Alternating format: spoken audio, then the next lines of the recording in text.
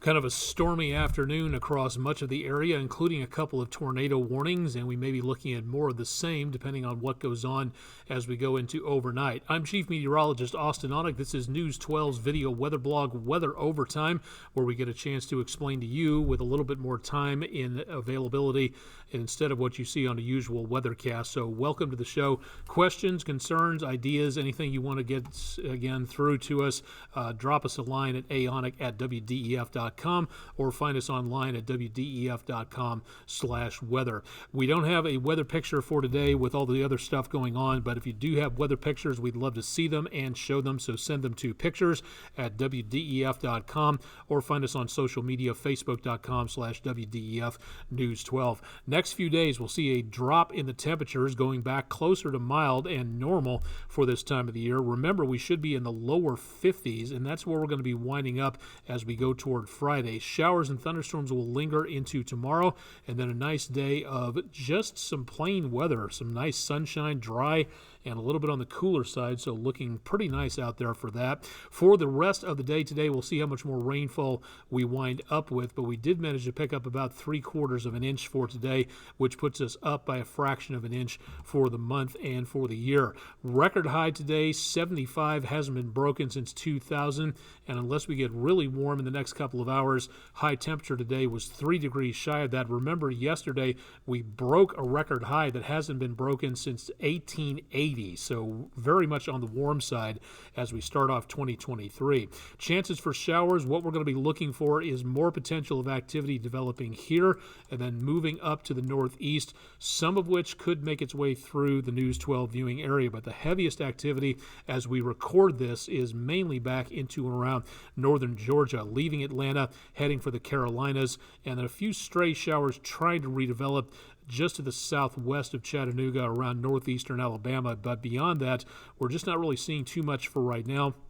We will be looking for more opportunity for more rain and thunder to form later on, and quite possibly some severe weather out there as well. Now, as we go into the rest of the evening, there's only a couple of counties in the News 12 viewing area again as of Tuesday evening. Gilmore and Gordon counties in the News 12 viewing area under tornado watch until 9 p.m. Eastern. There's a new severe thunderstorm watch issued down toward Jackson, and several areas of flood watches going on across much of the southern United States.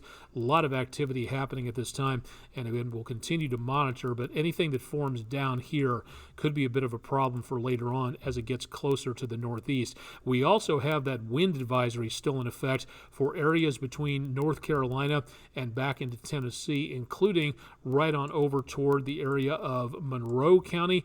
That is where we see the potential of some winds gusting to around 50 to 55 miles per hour as we go throughout the rest of the evening tonight. So anything through those mountain passes could be looking at the potential of some possible choppy driving. So definitely want to keep your eyes on the roadway and a firm hand on the steering wheel just to be on the safe side. Our latest storm system kind of slowed down in the last 24 hours, running up against high pressure back to our east. So as this system tries to make its way back to the east, these areas of high pressure acting like brakes to slow this system down.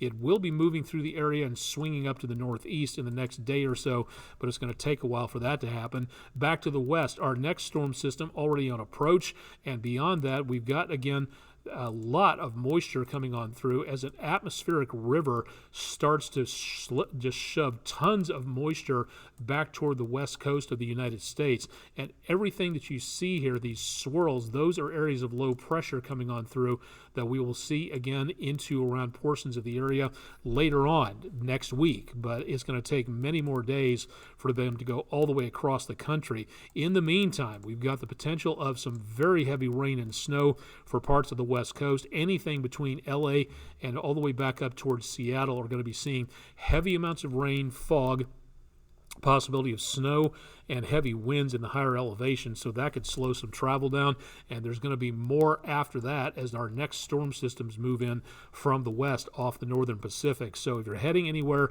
to the west coast in the next week or so, be prepared for some slowdowns out there.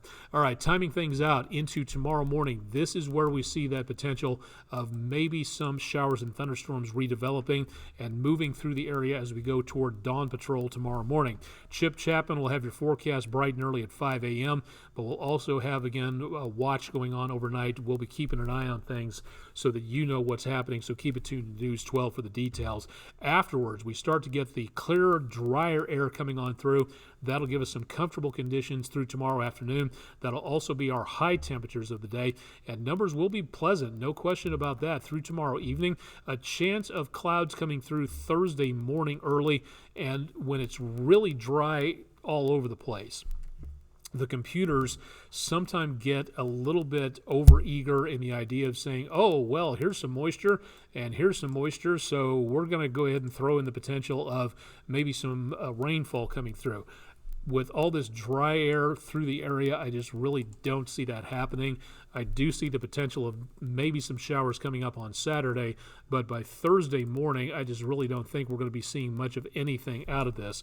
It is going to be chillier, temperatures back in the mid to upper 40s, and through the day, again, a few clouds going on through by about mid-morning Thursday, but really that's going to be just about it.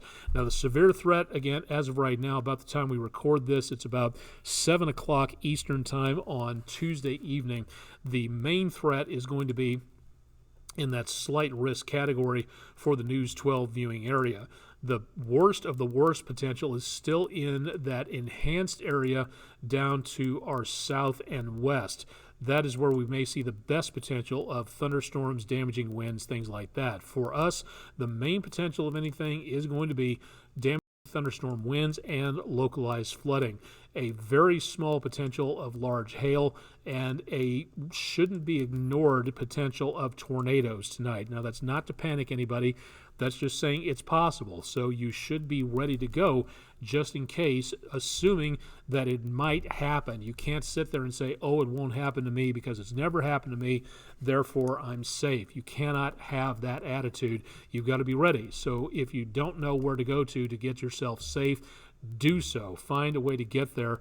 The possible energy for anything involving heavier weather seems to be aiming down to our south for tonight, including for tornadoes, but there's just enough elevation to be concerned about, and this is something we're going to have to watch again through about the mid-evening hours. Heading into very early tomorrow morning, it doesn't seem to be a major problem, and even with the potential of hail coming on through, it looks like it's going to be mainly down to our south for any of the more elevated energetic storms coming on through.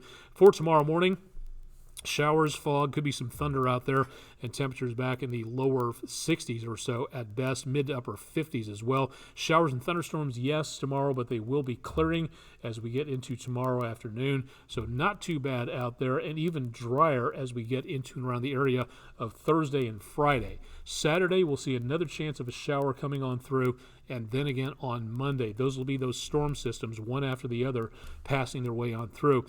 Possibly might see the potential of some frost out there in the higher elevations, but I really don't think it's going to amount to much. So again, for tonight, threat of severe weather down to our south, and then continues that way as we go into early Wednesday. News 12 can help you program your weather radio. All you have to do is go to our website, and we've got a section right on the weather section to give you an idea what's going on, wdef.com/weather. That's one way to get ready for severe weather. Another is to volunteer to become a storm spotter. The National Weather Service in Morristown will be teaching the next in-person course for the Skywarn training coming up Friday, February 10th at 6 p.m. in Chattanooga at the Memorial Hospital Community Rooms on DeSales Avenue in Chattanooga 37404.